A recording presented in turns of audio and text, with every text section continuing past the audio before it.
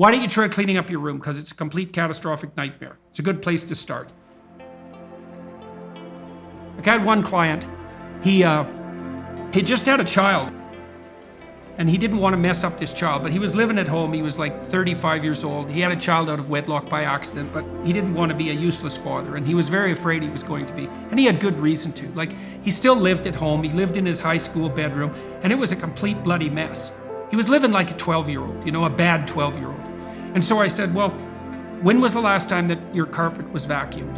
And he said, well, sometimes my mother does it, but it's probably been months. I said, well, why don't you just bring the vacuum cleaner into the room and just vacuum your carpet. That'll be your task for this week.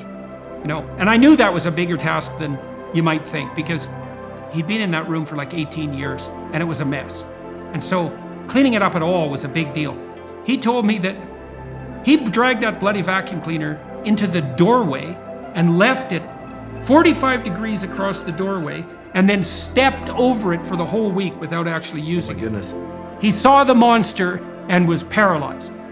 And so what we did was we reduced the task. I said, look, you've got some drawers in your bureau.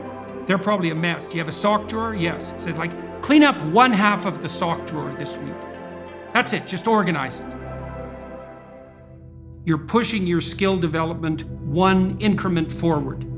And it's one that you can actually manage. And so if you see people who are entirely stymied, you want to find something they can do locally this week that would constitute at least a micro win. So you just keep cutting the tasks down week by week until you find the threshold for positive movement forward.